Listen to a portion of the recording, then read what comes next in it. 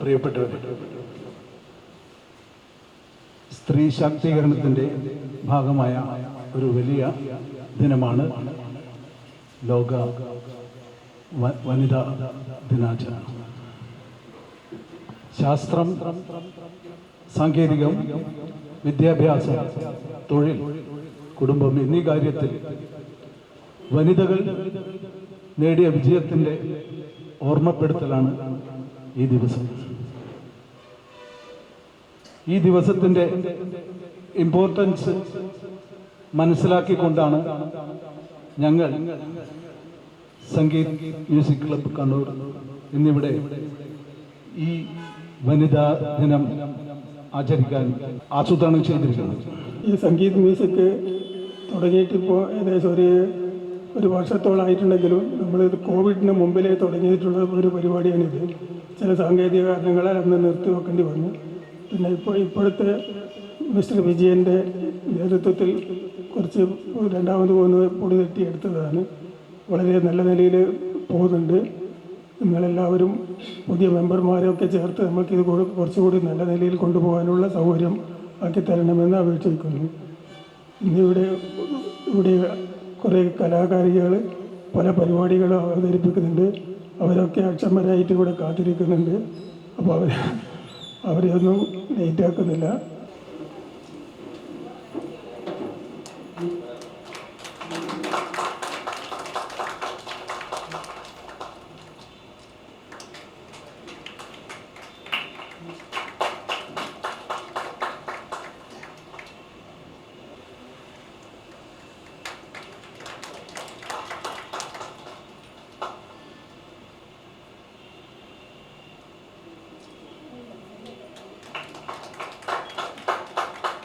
സംസാരിക്കുന്നതിന് ഇന്ന് നമ്മുടെ ലോകമെമ്പാടും അന്താരാഷ്ട്ര വനിതാ ദിനം ആചരിക്കുകയാണ്. നമുക്കറിയാം, സ്ത്രീകൾക്കായി വനിതകൾക്കായി ഒരു ദിനം എന്നുള്ള നിലയിൽ ലോകമെമ്പാടുമുള്ള സ്ത്രീകൾ ഇന്ന് വനിതാ ദിനം ആഘോഷിക്കുകയാണ്. ഈ വനിതാ ദിനം ഇന്ന് മാർച്ച് 8 ആഘോഷിക്കുമ്പോൾ ഇതിൻ്റെ പിന്നിൽ ഒരുപാട് ത്യാഗത്തിൻ്റെ കഥകളുണ്ട്. അത് നമ്മൾ ഒരുപക്ഷെ എല്ലാവരും അത് മനസ്സിലാക്കിയെന്ന് വരില്ല. ഒരുപാട് സ്ത്രീകളുടെ ത്യാഗോജ്ജലമായ ഒരു പ്രവർത്തനത്തിൻ്റെ ഫലമായിട്ടാണ് 1975 മാർച്ച് 8 ഐക്യരാഷ്ട്രസഭ അന്താരാഷ്ട്ര വനിതാ ദിനമായി പ്രഖ്യാപിച്ചത്. ഒരു കാലത്ത്, ഒരുപക്ഷെ ഇന്ന് നമ്മൾക്കറിയില്ല, ഒരു കാലത്ത് സ്ത്രീകൾ അനുഭവിച്ച യാതനകൾ, പ്രയാസങ്ങൾ, ദുരിതങ്ങൾ ഒരുപാട് വലുതായിരുന്നു. അത് ഇന്ത്യയിൽ മാത്രമല്ല, ലോകമെമ്പാടുമുള്ള സ്ത്രീകളെ അവഗണിക്കപ്പെടുന്ന ഒരു പുരുഷ മേധാവിത്വത്തിൻ്റെ കീഴിൽ ഒരുപാട് ദുരിതങ്ങൾ അനുഭവിച്ചപ്പോൾ അവർ അതിനുള്ള ഒരു പോരാട്ട സമരത്തിൻ്റെ ഭാഗമായിട്ടാണ് ഈ 1957 ന്യൂയോർക്കിലുള്ള തുണിമില്ലിൽ വെച്ചിട്ട് ഇങ്ങനെ ഒരു സ്ത്രീകളുടെ ഒരു കൂട്ടായ്മ സംഘടിപ്പിക്കുകയും അന്ന് മാർച്ച് 8 ലോക വനിതാ ദിനം ആഘോഷിക്കുകയും ചെയ്തിട്ടുണ്ടായിരുന്നു.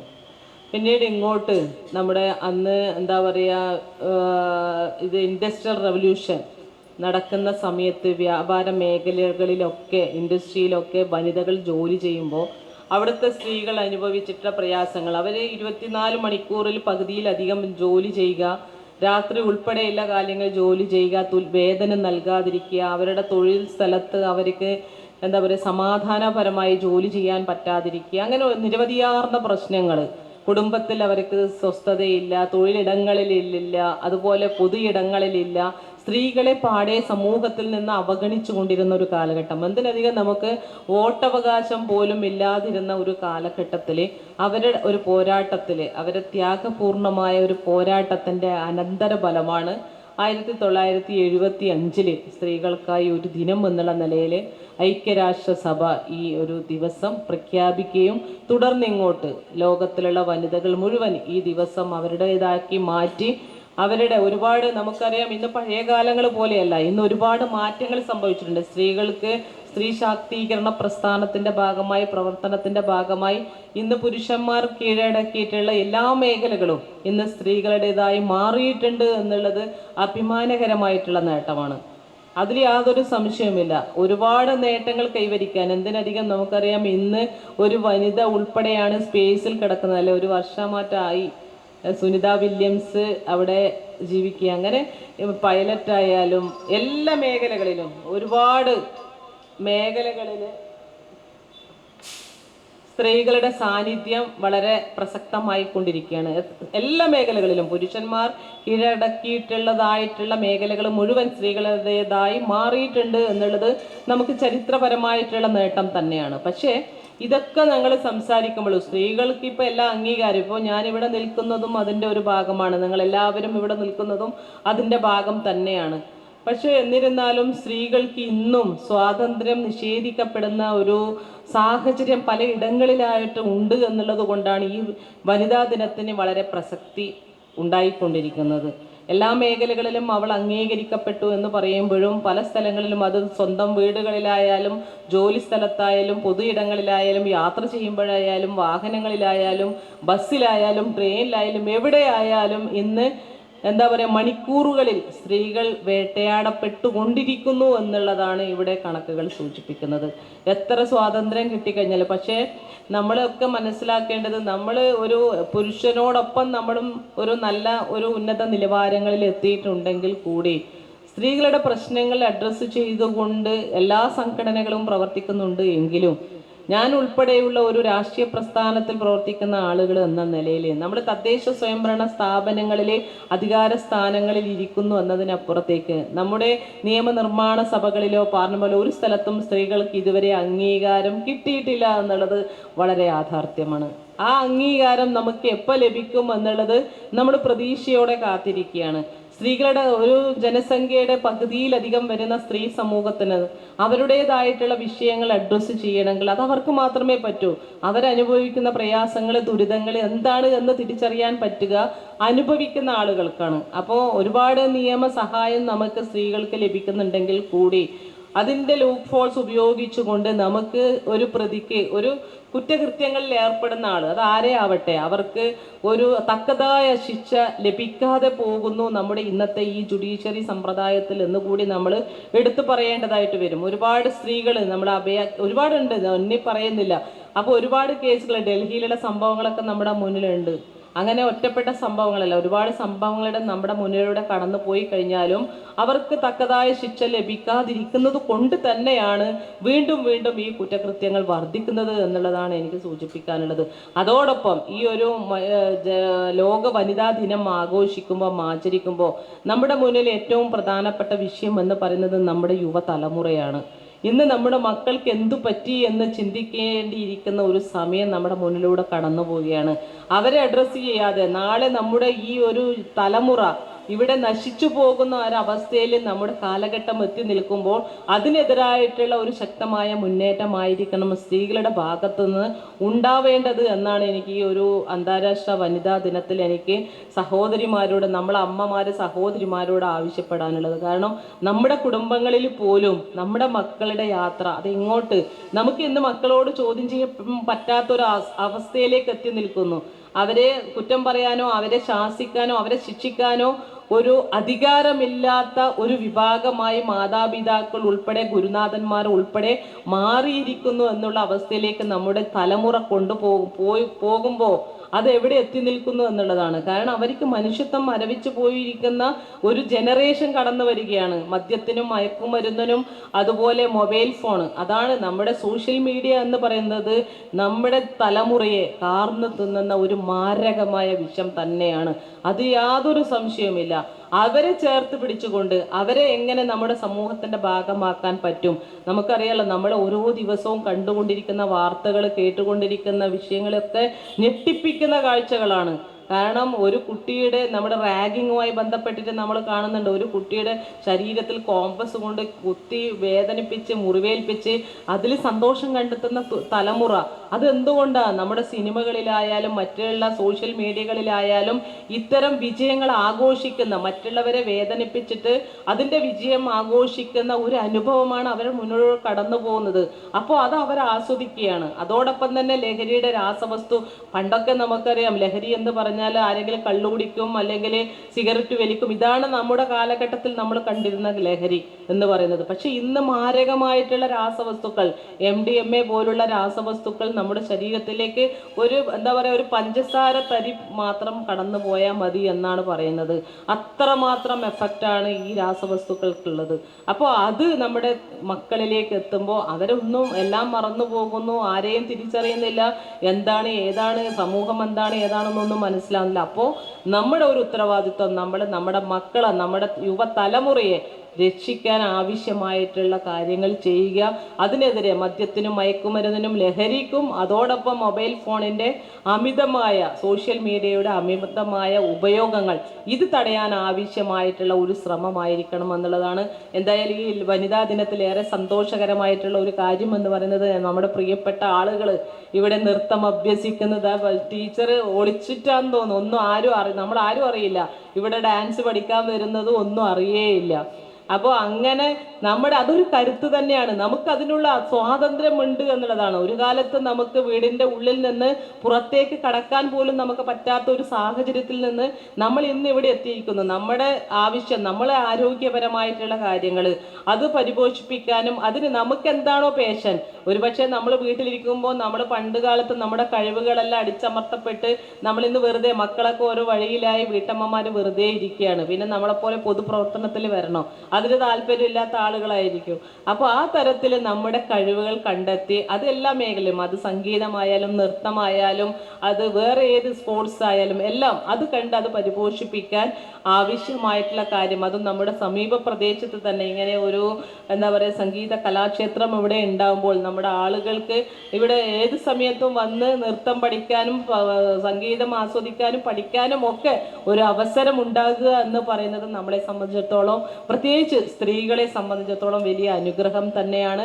അതിന് ഈ ഒരു ഈ ഒരു സ്ഥാപനം നല്ല രീതിയിൽ വളർന്ന് വലുതാകട്ടെ എന്നാണ് എനിക്ക് ഈ അവസരത്തിൽ ആശംസിക്കാനുള്ളത്. അത് നമ്മുടെ സ്ത്രീകൾക്കും കുട്ടികൾക്കും എല്ലാവർക്കും അതൊരു മുതൽക്കൂട്ടാവും എന്നുള്ളതിൽ യാതൊരു സംശയവുമില്ല.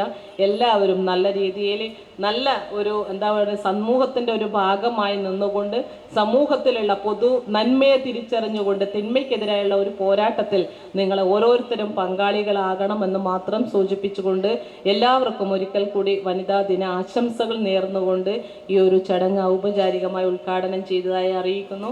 നിർത്തുന്നു. നന്ദി, നമസ്കാരം. ജ്യോതി മനോജ്, കലാമണ്ഡലം ഡിപ്ലോമ 1999 ഫസ്റ്റ് ക്ലാസ്സോടുകൂടി പാസ്സായി. Padmashri Kalamandalam Kshemavathi teacher, Kalamandalam Pushpa teacher, Anupama teacher എന്നിവരുടെ കീഴിൽ ഉപരിപഠനം നടത്തിയിട്ടുണ്ട്.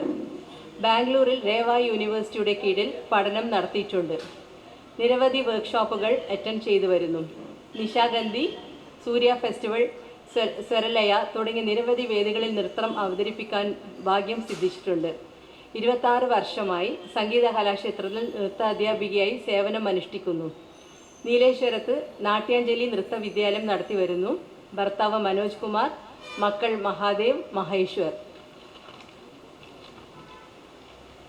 സംഗീത് മ്യൂസിക് ക്ലബ് വനിതാ ദിനത്തിൻ്റെ ഭാഗമായി ആദ്യമായി ഏർപ്പെടുത്തിയ ആദരവ് ഏറ്റുവാങ്ങുന്നത് സംഗീത കലാക്ഷേത്രത്തിൻ്റെ പ്രധാന നൃത്ത അധ്യാപികയും സംഗീത കലാക്ഷേത്രത്തിൽ ഇന്നത്തെ വളർച്ചയിൽ പ്രധാന പങ്ക് വഹിച്ച കലാമണ്ഡലം ജ്യോതി മനോജ് തന്നെ നൽകാൻ തീരുമാനിച്ചതിൽ വളരെയധികം സന്തോഷം ഉണ്ട്. ഒരുപാട് പേരെ നൃത്തം അഭ്യസിപ്പിച്ചും വിവിധ സ്കൂൾ കലോത്സവങ്ങളിൽ പങ്കെടുപ്പിച്ചുകൊണ്ട് വിജയം കൈവരിക്കുവാൻ കലാമണ്ഡലം ജ്യോതി മനോജിന് സാധിച്ചിട്ടുണ്ട്. കൃത്യസമയത്ത് തന്നെ ക്ലാസുകൾ തുടങ്ങുവാൻ പ്രത്യേകം ശ്രദ്ധ നൽകി പോരുന്നുണ്ടെങ്കിലും വൈകുന്നേരം 7:30 വരെ തുടർച്ചയായി ക്ലാസ് എടുക്കുക എന്നത് എല്ലാവർക്കും സാധ്യമാകുന്നതല്ല. അതാണ് ഞങ്ങളുടെ ജ്യോതി മനോജ്. സൗമ്യമായ പെരുമാറ്റവും അർപ്പണബോധവും കുട്ടികളോടുള്ള സ്നേഹവാത്സല്യങ്ങളും ജ്യോതി മനോജിനെ വ്യത്യസ്തമാക്കുന്നു.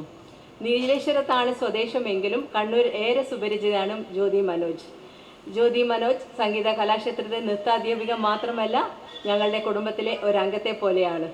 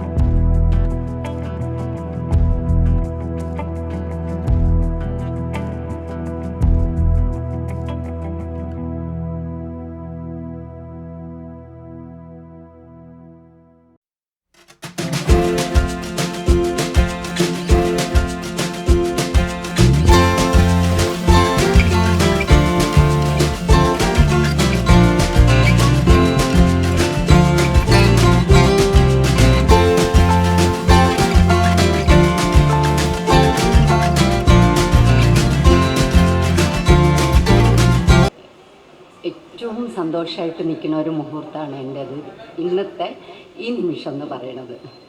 കാരണം സംഗീത് മ്യൂസിക് ക്ലബിൻ്റെ ആദ്യത്തെ ആദരവ് എനിക്ക് ഏറ്റുവാങ്ങാൻ പറ്റുക എന്ന് പറയുന്നത് വലിയൊരു സന്തോഷമുള്ള കാര്യമാണ്. അതിനെന്നെ പ്രാപ്തരാക്കിയ എല്ലാവരോടും സന്തോഷം അറിയിക്കുകയാണ്. മാതാപിതാ ഗുരു ദൈവം എന്ന് പറയുന്നത് എൻ്റെ മാതാപിതാക്കന്മാരാണ് എൻ്റെ ഏറ്റവും വലിയ ഗുരു. അതോട് കൂടി ചേർക്കേണ്ട ഒരു പേരും കൂടിയുണ്ട് എനിക്ക്, ജി ചേച്ചിയും രമേശേട്ടനും. അവരാണ് എന്നെ ഇത്രയും, ഞാൻ കോഴ്സ് കഴിഞ്ഞ് വന്ന ഉടനെ എനിക്കിവിടെ ഞാൻ ജോയിൻ ചെയ്യും. ഞാൻ ഇപ്പോൾ 26ാമത്തെ വർഷമായി ഇവിടെ. ഒരുപാട് കുട്ടികളെയും പഠിപ്പിക്കാൻ പറ്റിയിട്ടുണ്ട്. അതോടൊപ്പം ഒരുപാട് വലിയ ആൾക്കാർ, അമ്മമാരുടെ ബാച്ച് എന്ന് പറയരുത് എന്ന് പ്രത്യേകം എടുത്ത് പറയാറുണ്ട്. വലിയവർ സീനിയേഴ്സ് ബാച്ച് എന്നാണ് പറയേണ്ടത്. കാരണം അത് പ്രത്യേകം എടുത്തു പറയേണ്ട ഒരു കാര്യമാണ് കേട്ടോ. കുട്ടികളെ നമ്മൾ കൊണ്ടുവന്ന് അമ്മമാരും അച്ഛന്മാരും കൊണ്ടുവന്ന് ചേർക്കും. പക്ഷേ വലിയവരെ പണ്ട് നമ്മൾ വീട്ടിൽ പണിയെടുക്കുക, അവരുടെ ഇഷ്ടങ്ങളെ മാറ്റി നിർത്തുക, വീട്ടുകാര്യങ്ങൾ നോക്കുക, കുട്ടികളുടെ കാര്യങ്ങൾ മാത്രം നോക്കി പോന്നിരുന്ന ആ കാലഘട്ടത്തിൽ നിന്ന് മാറിയിട്ട് നമ്മുടെ ഇഷ്ടങ്ങൾ എന്തൊക്കെയാണ്, അതെന്തൊക്കെ കൊണ്ടുപോകണം എന്ന് തീരുമാനിക്കുക ഇപ്പോൾ കുറേ സ്ത്രീകൾക്ക്, എല്ലാ സ്ത്രീകൾക്കും എന്നല്ല, എന്നാലും കുറേ സ്ത്രീകൾക്ക് പറ്റുന്നുണ്ട്. അങ്ങനെയുള്ള കുറേ ആൾക്കാരെ ഞാനിവിടെ കാണുന്നുണ്ട്. അവരുടെ മുഖത്തെ സന്തോഷം കാണുന്നുണ്ട്, അവർ നന്നായി ചെയ്യുന്നത് കാണുന്നുണ്ട്. അതൊക്കെ ഒരു ഈ വനിതാ ദിനത്തിൽ എടുത്തു പറയേണ്ട ഒരു കാര്യമാണ്. പണ്ടൊന്നും ഇതൊന്നും സാധിച്ചിട്ടില്ല. അങ്ങനെ ഡാൻസ് പഠിക്കാൻ പോവുക എന്നൊക്കെ പറഞ്ഞു കഴിഞ്ഞാൽ എന്തോ ഒരു നല്ല തീരുമാനമായിട്ട് ആരും അംഗീകരിക്കില്ല. പക്ഷേ ഇപ്പം അതല്ല, എല്ലാവരും അവരവരുടെ ഇഷ്ടങ്ങൾക്കനുസരിച്ച് കുറേയൊക്കെ പുറത്തോട്ട് ഇറങ്ങാൻ ശ്രമിക്കുന്നുണ്ട്. അങ്ങനെ കുറേ ശിഷ്യ സമ്പത്ത് എനിക്ക് സംഗീത കലാക്ഷേത്രത്തിൽ നിന്ന് ലഭിച്ചതാണ്. ഒരുപാട് നല്ല ആൾക്കാർ. പിന്നെ മുഖ്യാതിഥി പറഞ്ഞതുപോലെ ഇപ്പോഴത്തെ കുട്ടികളുടെ പോക്ക് പല സ്ഥലങ്ങളിലേക്കാണ്, പല രീതിയിലാണ്. പക്ഷെ എനിക്കിവിടെ കാണാൻ പറ്റുന്നൊരു കാഴ്ച, എൻ്റെ കുട്ടികൾ, അതെന്നെ എടുത്തു പറയണം കേട്ടോ, എൻ്റെ കുട്ടികൾ പെരുമാറ്റത്തിലായാലും ആരോടെങ്കിലും ഒന്ന് വർത്താനം പറയുന്ന രീതിയായാലും വളരെ ബഹുമാനത്തോടെ കേട്ടോ. പക്ഷെ എനിക്കത് പുറത്തുനിന്ന് കാണാൻ പറ്റാറില്ല അധികം. പക്ഷെ എന്തുകൊണ്ടോ എനിക്ക് തോന്നുന്നു ഇവിടെ ചേച്ചി എൻ്റെ സ്വഭാവം രൂപീകരിക്കാൻ ഒരുപാട് സ്വാധീനം ചെലുത്തിയിട്ടുണ്ട്. ക്ഷമ പഠിക്കുക. ആദ്യമൊക്കെ ദേഷ്യം വരുമായിരുന്നു, കുട്ടികളോട് വേഗമൊന്നും പഠിച്ചെടുത്തിട്ടില്ലെങ്കിൽ. പക്ഷേ അത് എങ്ങനെ ക്ഷമിച്ച് നമ്മൾ അതിൻ്റെ കൂടെ പോകണം എന്നുള്ളതൊക്കെ പഠിപ്പിച്ചെന്ന് എനിക്ക് ചേച്ചി തന്നെയാണ്. ഇങ്ങനെ പോകണം, ഇങ്ങനെ പോകണം എന്ന് പറഞ്ഞ് എന്നെ വഴികാട്ടിയായിട്ട് കൊണ്ടുപോയിട്ടുള്ളത്. അപ്പോൾ അതിൽ നിന്ന് കിട്ടിയിട്ടുള്ള കുറേയൊക്കെ ഇത് ചിലപ്പോൾ കുട്ടികളിലേക്ക് പകരാൻ പറ്റിയിട്ടുണ്ടാവാം. അതുകൊണ്ട് തന്നെയായിരിക്കും എൻ്റെ കുട്ടികൾ എപ്പോഴും, കുട്ടികളും സീനിയേഴ്സ് ബാച്ചും നല്ല പെരുമാറ്റമാണ്. എവിടെ നിന്നായാലും എല്ലാ സഹായങ്ങളായാലും എന്ത് കാര്യത്തിനായാലും എൻ്റെ കൂടെ നിൽക്കുന്ന, എൻ്റെ ഒപ്പം നിൽക്കുന്ന കുറേ ആൾക്കാർ. അതുപോലെ നീലേശ്വർ, എൻ്റെ സ്വന്തം നാട് കാഞ്ഞങ്ങാടാണ്, കല്യാണം കഴിച്ചുകൊണ്ട് വന്നിരിക്കുന്നതാണ് നീലേശ്വരത്ത്. പക്ഷെ ഞാൻ 2000 കോഴ്സ് 99 കഴിഞ്ഞ ഉടനെ ഇവിടെ വന്ന് അതിനുശേഷം ഇവിടെ കണ്ണൂർക്കാരിയാണ് ഞാൻ. ശരിക്കും പറഞ്ഞു കഴിഞ്ഞാൽ എൻ്റെ വീട്ടിൽ ചിലവഴിക്കുന്നതിനേക്കാളും കൂടുതൽ സമയം ഞാൻ ചിലവഴിച്ചിട്ടുള്ളത് എനിക്ക് തോന്നുന്നു സംഗീത കലാക്ഷേത്രത്തിലാണ്. അതൊരു ഭയങ്കര സന്തോഷമുള്ളൊരു കാര്യമാണ്. ഇത്രയും വർഷം നമ്മുടെ ഇഷ്ടത്തിനനുസരിച്ച്, നമ്മുടെ ആഗ്രഹങ്ങൾക്കനുസരിച്ച്, നമ്മുടെ സന്തോഷങ്ങൾക്കനുസരിച്ച് നമുക്ക് പോകാൻ പറ്റുക എന്ന് പറയുന്നത്. അത് ഞാൻ ഒറ്റയ്ക്ക് പോയാൽ നടക്കില്ല. എൻ്റെ കൂടെ വരുന്ന ആൾക്കാരും അതോടൊപ്പം ചേച്ചിനെയും പ്രത്യേകം പറയേണ്ടതുണ്ട്. അതേപോലെ ഗുരുക്കന്മാരും, എൻ്റെ ഗുരുക്കന്മാരുടെ സപ്പോർട്ടാണ് അതിലും വലിയൊരു കാര്യം. അവരുടെ പ്രാർത്ഥനകളിലും അവരുടെ പഠിപ്പിക്കലും ഒക്കെയാണ് നമ്മളും ഒരു ഇതിലേക്ക് എത്തുന്നത്. പിന്നെ ഇന്നത്തെ ഈ ദിവസം ഇങ്ങനെ ഒരു ആദരവ് തന്നതിൽ ഏറ്റവും വലിയ സന്തോഷം അറിയിച്ചുകൊണ്ട് നന്ദി, നമസ്കാരം. ഇന്ന് നമ്മുടെ ഒരു വനിതാ ദിനം കൂടി വന്നിരിക്കുക. അപ്പോൾ ഇവിടുത്തെ ഈ വനിതാ ദിനത്തിൻ്റെ പ്രാധാന്യവും അതിൻ്റെ ചരിത്രമൊക്കെ ഇവിടുത്തെ ഉദ്ഘാടക സൂചിപ്പിച്ചു. അപ്പോൾ ഒരുപാട് ആളുകൾ നടത്തിയ മുന്നേറ്റം എന്നുള്ളതിൻ്റെ ഉപരി നമ്മൾ നന്ദിയോടെ സ്മരിക്കേണ്ടതാണ് ഈ ദിവസം അവരെ. പക്ഷേ ആ ഒരു പഴയ തലമുറയൊക്കെ എത്ര മുന്നേറ്റം നടത്തിയിട്ടുണ്ടെങ്കിൽ പോലും ആ സമയത്തും ആ രാജ്യത്തൊക്കെ നടത്തിയെങ്കിലും നമ്മളെ നാട്ടിൽ ഉള്ള സ്ത്രീകൾ അന്നും മുന്നേറ്റമൊന്നും ഇല്ലാതെ നിൽക്കുകയാണ്. ഇന്നും അതിലൊരു കുറേ സ്ഥലങ്ങളിലേക്ക് ഒരുപാട് മേഖലകൾ ഭൗതിക സാഹചര്യത്തിലും മാനസികമായിട്ടും എല്ലാത്തിലും മുൻപന്തിയിൽ നിൽക്കുന്നുണ്ടെങ്കിൽ പോലും ഇപ്പോഴും അത്ര ഒരു ശാക്തീകരണം ആയിട്ടില്ല എന്ന് തന്നെ വേണമെങ്കിൽ പറയാം. പ്രത്യേകിച്ച് സുരക്ഷയുടെയൊക്കെ കാര്യം പറയുകയാണെങ്കിൽ തന്നെ ഇപ്പം നമ്മുടെ തലമുറ, പിന്നെ ഇപ്പം നമ്മൾ എൻ്റെ കാര്യം പറയാന്ന് വെച്ചാൽ എൻ്റെ കാലത്ത് ഞാനിപ്പോൾ എൻ്റെ മോള് പലപ്പോഴും ആലോചിക്കാറുണ്ട്, എൻ്റെ മോള് ജീവിക്കുന്ന ഒരു തലമുറയിൽ പഠിച്ചാൽ മതിയായിരുന്നു എന്നുള്ളത്. എന്നുവെച്ചാൽ നമുക്കൊക്കെ ഒന്നും അവർ ചിന്തിക്കാൻ പറ്റുന്ന രീതിയിൽ ചിന്തിക്കാൻ പറ്റുന്നില്ല. ഇപ്പോൾ ഒരു പ്രൊഫഷനാണെന്നെങ്കിൽ പോലും ഞാനൊക്കെ ഒരു 5 വർഷം LLB പഠിച്ച് വക്കീലായി പ്രാക്ടീസ് ചെയ്യണം എന്നൊക്കെ വലിയ ആഗ്രഹത്തോടുകൂടി ഇറങ്ങിയതാണ്. പക്ഷേ ജീവിത സാഹചര്യങ്ങളൊക്കെ മാറി. അന്നൊക്കെ ശരിക്ക് കല്യാണവും അതിനോടനുബന്ധിച്ചിട്ടുള്ള കാര്യങ്ങളും വീട്ടുകാർ, എൻ്റെ ആളുകൾ എന്ത് പറയും, അങ്ങനെ പറയും, ഇങ്ങനെ പറയും എന്നൊക്കെ. ഇന്നത്തെ ഞാനാണെന്നുണ്ടെങ്കിൽ ഞാൻ ഒരിക്കലും അങ്ങനെ ചെയ്യില്ല. പക്ഷെ അതുകൊണ്ട് നമ്മൾ എത്തിപ്പെടാൻ പറ്റാത്ത വേറെ ഏതോ പഠിച്ചതൊന്നും നമ്മുടെ പാഷനൊന്നും ചെയ്യാൻ പറ്റാതെ വേറെ ഒരു മേഖലയിൽ ജോലി ചെയ്തു. ശരിക്കും സന്തോഷത്തോടു കൂടിയൊന്നുമല്ല 1% പോലും ചെയ്തത്. പക്ഷേ അതെല്ലാം കഴിഞ്ഞ് എത്തി ഇവിടെ നിൽക്കുമ്പോൾ കുറേ അച്ചീവ്മെൻ്റ് ഉണ്ട്. നമ്മൾ ജീവിത ഒപ്പം നിന്നു എന്നൊക്കെയുള്ള കുറേ അച്ചീവ്മെൻ്റ് ഒക്കെ എടുത്തു നോക്കുമ്പോഴും ഇപ്പോൾ ആ രീതിക്ക് ചിന്തിച്ച് പ്രവർത്തിക്കാനുള്ള ആരോഗ്യം കിട്ടുന്നില്ല.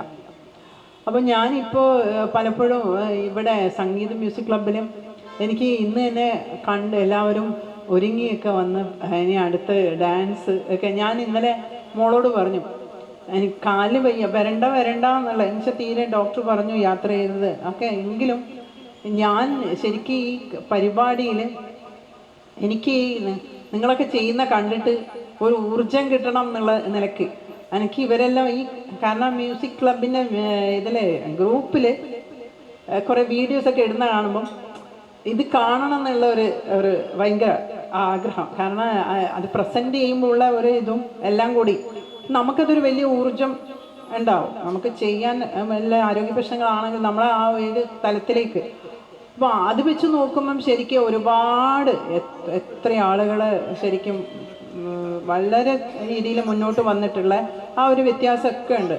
ഇതെനിക്കൊരു ഭാഗ്യം തന്നെയാണ്. കാരണം എനിക്കിന്ന് 4 പരിപാടി ഉണ്ടായിട്ടും ഞാൻ ഇവിടുത്തെ അവസാനത്തെ ഈ സ്കൂളിലെ അവസാനത്തെ വേണ്ടി LKG സ്റ്റുഡൻ്റ് എന്ന് വേണം വിശേഷിപ്പിക്കാം. അപ്പോൾ അവസാനത്തെ ഒരു സ്റ്റുഡൻ്റ് ആയിട്ട് ഗുരുവും ശിഷ്യയും ഒരേ വേദിയിൽ ഇരുന്നു കൊണ്ട് ഒരു അനുമോദനം ഏറ്റുവാങ്ങാൻ ഗുരുവിനൊരു അനുമോദനം കൊടുക്കാനും ആ വേദിയിൽ തന്നെ ശിഷ്യയ്ക്ക് 33 വർഷത്തെ അധ്യാപികയായി ജോലിയിൽ നിന്ന് വിരമിച്ചതിന് ശേഷം 2020 റിട്ടയർ ചെയ്തു. ഇപ്പം എൻ്റെ പ്രായം കണക്ക് കൂട്ടിക്കാം.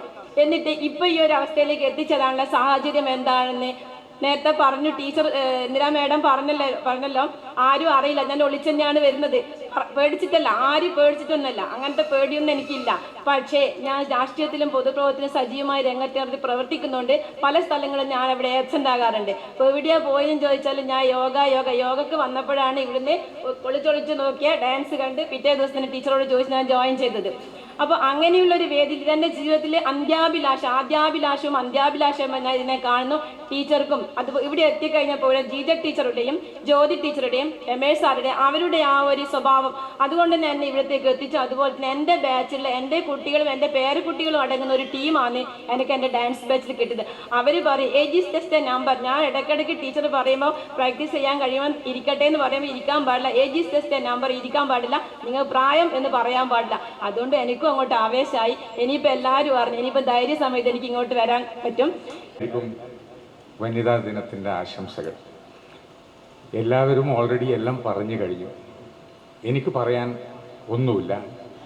വന്ന സ്ഥിതിക്ക് ഞാൻ എൻ്റെ 2 അനുഭവങ്ങൾ പങ്കിടാം.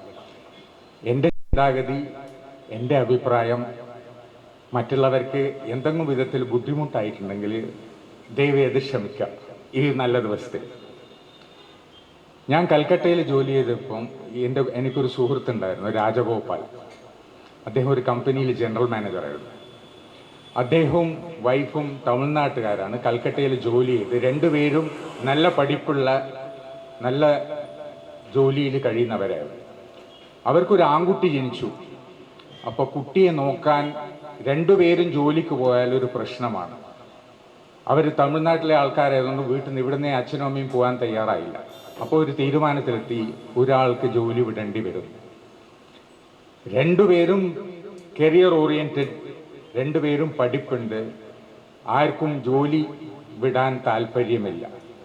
അവസാനം പതിവ് പോലെ സ്ത്രീ വിട്ടുകൊടുത്തു.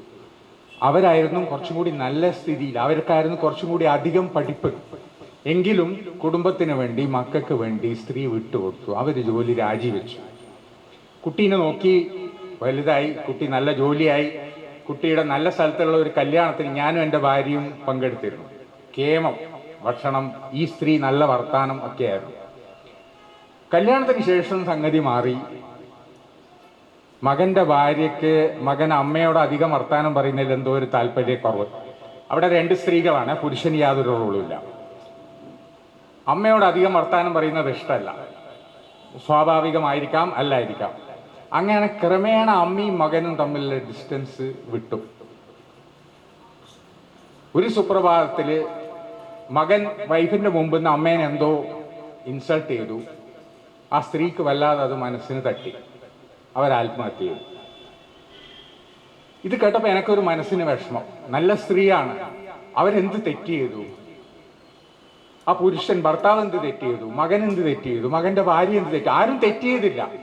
പക്ഷെ ഇത്രയും കഴിവും വിദ്യാഭ്യാസവും ഉള്ള ഒരു സ്ത്രീ മറ്റുള്ളവർക്ക് വേണ്ടി എല്ലാം ത്യാഗം ചെയ്തിട്ട് അവസാനം ആരും ശ്രദ്ധിക്കാനില്ലാതെ ഡിപ്രഷനിലായിട്ട് ആത്മഹത്യ ചെയ്ത് മരിച്ചു. അതൊരു കഥ. എല്ലാവർക്കും അറിയാം സ്ത്രീ പുരുഷനെക്കാളും എത്രയോ സുപ്പീരിയർ ആണ്. പക്ഷെ എന്താണ് പ്രശ്നം? അവർക്ക് ഒരു വലിയ കഴിവുണ്ട്, ഒരു അമ്മയാവാൻ കഴിയും. ഒരു അമ്മയുടെ അതിൻ്റെ കൂടെ ഒരു പാക്കേജ് ഡീലാണ്. അവർക്ക് ക്ഷമ, ദയ, സ്നേഹം, വാത്സല്യം, കരുണ, ക്ഷമ, ഇതൊക്കെ ഉള്ള ഒരു പാക്കേജ് ഡീലാണ്. അപ്പൊ ഒരു അമ്മയാവുന്ന കൂടെ ഒരു സ്ത്രീക്ക് എല്ലാം വിട്ടുകൊടുക്കുന്ന ഒരു പ്രവണതയുണ്ട്. അതങ്ങനെ വിട്ടുകൊടുക്കുന്നതുകൊണ്ട് പലതും നിഷേധിക്കപ്പെടുന്നു. അതുകൊണ്ട് തന്നെ അവർ പുരുഷനേക്കാളും താഴെയാണെന്നൊരു തെറ്റിദ്ധാരണയേ ഉള്ളൂ. ഇതിനു വേണ്ടി ആരും അടികൂടണ്ട.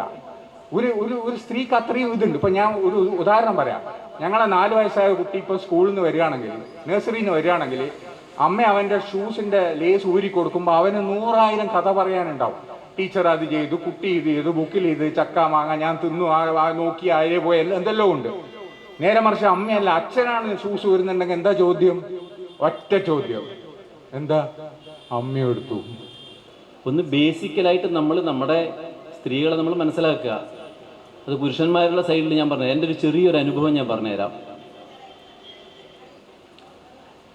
കുറച്ച് മാസങ്ങൾക്ക് മുമ്പ് ഞങ്ങളുടെ ഒരു കുടുംബ കൂട്ടായ്മയുണ്ട്. അപ്പോൾ ഒരു യാത്ര പോകാമെന്നുള്ള തീരുമാനത്തിൽ ഞങ്ങളൊരു മൂന്നാറിലേക്ക് ഒരു യാത്ര പോകുന്നു. 2 ദിവസത്തെ യാത്ര.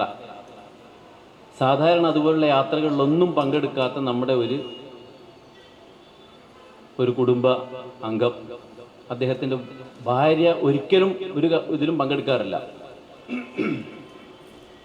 ഭാഗ്യവശാൽ ഈ പറഞ്ഞ നമ്മുടെ യാത്രയിൽ ആ സ്ത്രീക്ക് അനുവാദം കിട്ടി.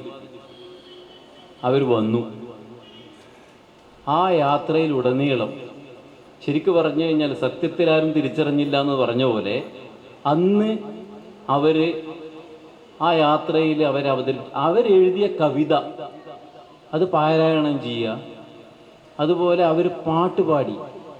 അവർ ശാസ്ത്രീയ സംഗീതം പഠിച്ചിട്ടുണ്ടോ എന്ന് എനിക്ക് തോന്നി അന്നേരം. എനിക്ക് വളരെ അടുത്തറിയുന്ന നമ്മുടെ ഒരു കസിൻ സിസ്റ്ററാണ്.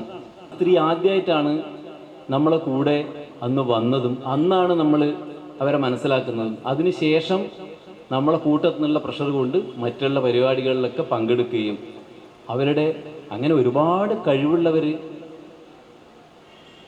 പുറത്തറിയപ്പെടാതെ പോകുന്നുണ്ട്. കാരണം അതിനുള്ള അവസരം നമ്മൾ ഒരുക്കുന്നില്ല. അതുകൊണ്ട് നമ്മൾ പുരുഷന്മാരും അത് നമ്മൾ ചാരിറ്റി ബിഗിൻസ് അറ്റ് ഹോം എന്ന് പറഞ്ഞ പോലെ നമ്മുടെ വീട്ടിലെ വനിതകൾക്ക് അവർക്ക് അർഹിക്കുന്ന സ്ഥാനം കൊടുത്താൽ തന്നെ തീരുന്ന പ്രശ്നമേ ഉള്ളൂ.